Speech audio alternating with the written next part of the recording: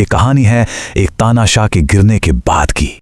तो बात एक ऐसी रात की है जहां हवा में सिर्फ खामोशी नहीं थी, बल्कि एक आने वाले तूफान की आहट थी। मतलब एक ऐसी रात जो हमेशा हमेशा के लिए इतिहास के पन्नों में दर्ज होने वाली थी। और ठीक इसी रात जादू की दुनिया के दो सबसे बड़े नाम एक ऐसी बातचीत में उलझे हुए थे जो आने वाले कई कई सालों की तकदीर लिखने वाली थी। उनकी हर बात में एक राज छिपा था। इस रहस्य की जो पहली परत है वो एक ऐसे सवाल से खुलती है जो डर और अनिश्चितता से गूंज रहा था।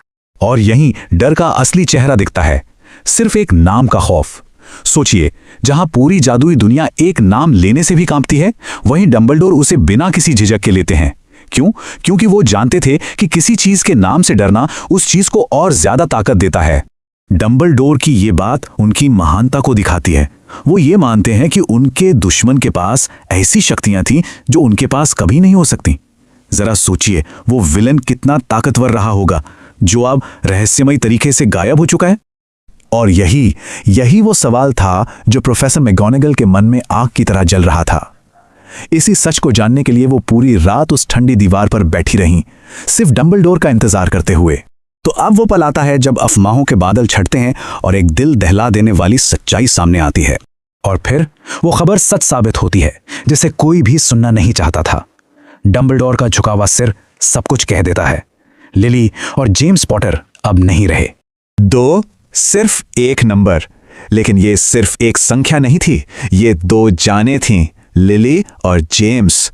ये एक पूरे परिवार का अंत था, एक ऐसी भयानक त्रासदी जिसे सिर्फ एक अंक में समेट दिया गया। पर उस रात की भयावहता यहीं खत्म नहीं हुई थी। नहीं, वोल्डेमॉर्ट ने एक ऐसे मासूम पर हमला किया था जो खुद का बचाव तक नहीं कर सकता था, उनका बेटा हैरी। और ठीक यहीं पर कहानी एक ऐसा अविश्वसनीय मोड़ लेती है जिसकी किसी ने कल्पना भी नहीं की थी। उस दौर का सबसे ताकतवर और खतरनाक जादूगर एक नन्हे से बच्चे के सामने टूटकर बिखर गया। उसकी शक्ति खत्म हो गई और वो हवा में जैसे गायब हो गया। ये कैसे हुआ? ये एक ऐसा रहस्य था जिसका जवाब किसी के पास नहीं था। मैगोनेगल की आवाज में वही सवाल गूंजता है जो पूरी जादुई दुनिया के मन में था कि आखिर वो बच्चा उस जानलेवा हमले से जिंदा कैसे बच गया। जो हुआ वो तो वाकई यकीन से परे था, लेकिन अब सवाल यह था कि आगे क्या होगा। और यहीं पर डंबलडोर ने एक ऐसा फैसला लिया जिसने सबको चौंका कर रख दिया। हैरी कैसे बचा, ये एक अनसुलझी पहेली है और शायद इसका जवाब कभी न मिले। लेकिन उस रात की कहानी इन तीन बातों में सिमट कर रह गई: एक बच्चा, एक जानलेवा श्राप और एक हारा हुआ विलेन। और हैरी के भविष्य के लिए डंबलडोर ने एक ऐसा रास्ता चुना जो किसी ने सोचा भी नहीं था।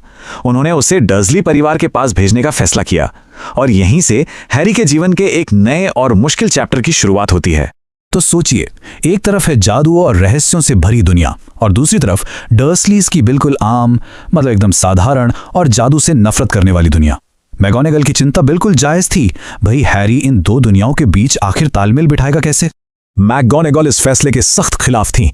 उनकी दलील थी कि हैरी सिर्फ एक बच्चा नहीं है, वो एक जीती जागती कहानी है। हमारी दुनिया का हर बच्चा उसका नाम जानेगा। उसे आम लोगों के बीच कैसे पाला जा सकता है? लेकिन डंबलडोर की सोच कहीं ज्यादा गहरी थी। वो जानते थे कि शोहरत एक दो-धारी तलवार की तरह होती है। उनका मानना था कि हैरी के लिए सबसे अच्छा यही होगा कि वो इस सबसे दूर एक आम बच्चे की तरह बड़ा हो, जब तक कि वो इस सच्चाई का सामना करने के लिए खुद तैयार ना हो जाए। और अब उस रात का आखिरी अध्याय शुरू होता है, जब वो बच्चा जिसके लिए ये सब कुछ हो रहा था आखिरकार उस दहलीज पर पहुंचता है जो अगले 10 सालों के लिए उसका घर बनने वाली थी। तभी रात की खामोशी एक गड़गड़ाहट से टूट जाती है। आवाज तेज होती जाती है, एक दहाड़ में बदल जाती है, और फिर आसमान से एक विशाल मोटरसाइकिल नीचे उतरती है। उस पर सवार शख्स एक ऐसा कीमती सामान लेकर आ रहा था जो पूरी दुनिया की उम्मीद था। मोटरसाइकिल से उतरते हैं हैग्रिड, और उनकी विशाल गोद में कंबलों में लिपटा है वो बच्चा जो इस पूरी कहानी का हीरो है, हैरी पॉटर। दुनिया के इस पूरे हंगामे से बेखबर वो गहरी नींद में सो रहा था, और उसके माथे पर घने काले बालों के नीचे एक निशान था, बिल्कुल बिजली की तरह चमकता हुआ। ये सिर्फ एक घाव नहीं था, बल्कि उस जानलेवा हमले की निशानी थी जिससे वो एक चमत्कार की तरह बच गया था। इस निशान को लेकर डंबलडोर के शब्द गहरे और कुछ हद तक मजाकिया भी थे। उन्होंने कहा, निशान कभी कभी काम आ सकते हैं। वो जानते थे कि ये निशान सिर्फ एक घाव नहीं, बल्कि हैरी की पहचान और उसकी ताकत का प्रतीक बनेगा। हमें यहीं एक बड़े सवाल पर लाकर छोड़ देती है। सवाल ये कि क्या एक बच्चे को उसकी सच्चाई से दूर गुमनामी में पालना ही उसकी सुरक्षा का सबसे अच्छा तरीका था, या फिर ये एक ऐसी गलती थी जिसका खामियाजा सबको भुगतना पड़ा। खैर, इसका जवाब तो कहानी के साथ साथ ही सामने आएगा। कहानी के बिल्कुल शुरुआत में चलते हैं। जगह है प्रिवेट ड्राइव, एक कह सकते हैं बेहद शांत और एकदम नॉर्मल सी गली। और यहीं एक बच्चे को किसी के दरवाजे पर छोड़ा जा रहा है और बस ये चंद शब्द हवा में गूंजते हैं। आधी रात का वक्त है। प्रोफेसर डंबलडोर, प्रोफेसर मैकगोनागल और हैग्रिड, ये तीनों उस नन्हे से बच्चे को उसके अब एक ही बचे हुए परिवार के पास छोड़ रहे हैं। बस एक खत है जो इसकी मौजूदगी की वजह बताएगा। हाँ, पर यह कोई आम बच्चा नहीं है, बिल्कुल भी नहीं, क्योंकि ठीक उसी पल एक ऐसी जादुई दुनिया में जिसके बारे में कोई नहीं जानता, लोग उसके नाम के जाम उठा रहे हैं, उसे द बॉय हु लिव्ड कह रहे हैं। सोचिए, वो पैदा होते ही फेमस हो चुका है और उसे इस बात की कोई खबर नहीं है। तो सवाल यह है कि उस मशहूर बच्चे का आखिर हुआ क्या? चलिए सीधे 10 साल आगे चलते हैं और पता लगाते हैं। पूरे 10 साल, सोचिए 10 साल गुजर गए।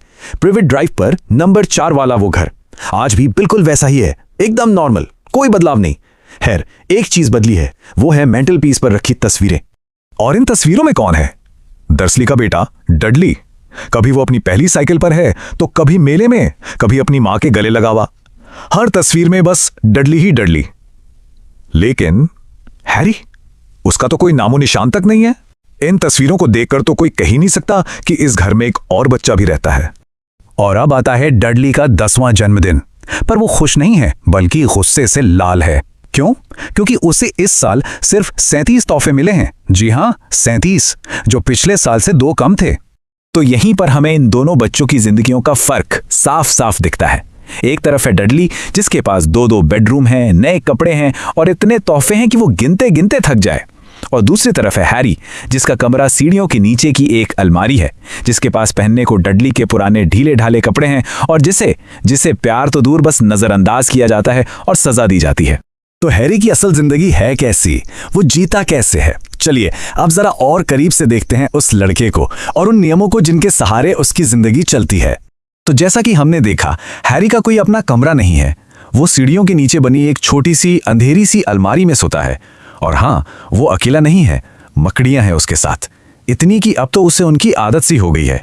वो अपनी उम्र के हिसाब से काफी पतला और छोटा है, बाल हमेशा बिखरे हुए, आंखें एकदम हरी और चमकदार, एक गोल चश्मा है जो टेप से जुड़ा हुआ है, और हाँ, उसके माथे पर बिजली के निशान जैसा एक बहुत ही पतला सा निशान है। सच कहें तो अपनी पूरी शक्ल में उसे बस यही एक चीज पसंद है। और डर्सली परिवार में रहने का सबसे पहला और सबसे जरूरी नियम है, सवाल मत पूछो। एक बार हैरी ने हिम्मत करके अपने उस निशान के बारे में पूछ लिया था। जवाब में उसे बस इतना बताया गया कि ये उस कार एक्सीडेंट की देन है जिसमें उसके माता पिता की मौत हो गई थी, और इसके साथ ही एक सख्त चेतावनी भी मिली कि दोबारा सवाल पूछने की हिम्मत मत करना। अब देखिए, डर्सली परिवार अपनी तरफ से पूरी कोशिश करता है कि उनकी जिंदगी में सब कुछ एकदम नॉर्मल, एकदम साधारण रहे। लेकिन प्रॉब्लम यह है कि हैरी के आसपास लगातार कुछ न कुछ अजीब, कुछ ऐसा होता रहता है जो किसी की समझ से परे है। जैसे कि एक बार की बात है, पिटूनिया आंटी हैरी के बिखरे बालों से इतना तंग आ गईं कि उन्होंने किचन की कैंची उठाई और उसके बाल काट दिए, इतने छोटे कि वो लगभग गंजा दिखने लगा। पर अगली सुबह क्या होता है, हैरी उठता है और उसके बाल बिल्कुल पहले जैसे हो जाते हैं। और इस ना समझ आने वाली घटना के लिए सजा किसे मिलती है? हैरी को। पूरे 1 हफ्ते के लिए उसे अपनी अलमारी में बंद कर दिया जाता है। एक और किस्सा है। एक बार डडली का एक बहुत ही भद्दा सा पुराना स्वेटर हैरी को जबरदस्ती पहनाया जा रहा था और अचानक वो स्वेटर सिकुड़ने लगा, छोटा होता गया, इतना छोटा कि हैरी के सिर से अंदर ही नहीं जा पाया। किस्मत अच्छी थी हैरी की कि आंटी पेटूनिया ने सोच लिया कि स्वेटर शायद धोने में सिकुड़ गया होगा। उस दिन हैरी सजा से बाल बाल बच गया। और डडली के जन्मदिन पर जब हैरी को जिंदगी में पहली बार चिड़ियाघर ले जाया जा रहा था, तब अंकल वर्नन ने उसे ये साफ साफ चेतावनी दी थी। और हाँ, उसे ले भी इसलिए जा रहे थे क्योंकि जो बेबी सिटर उसे संभालने वाली थी उसका पैर टूट गया था। तो यहाँ एक बड़ा सवाल खड़ा होता है, क्या होता है जब एक बिल्कुल साधारण दुनिया एक असाधारण इंसान को अपने अंदर समेटने की कोशिश करती है? डर्सली परिवार को तो यही लगता है कि सख्त नियम कायदे और अलमारी में बंद एक जिंदगी हैरी के अंदर जो भी कुछ अजीब है उसे दबा देगी। लेकिन उनकी इस कोशिश के बावजूद उनकी इस नॉर्मल सी दुनिया में दरारें पड़नी शुरू हो चुकी हैं।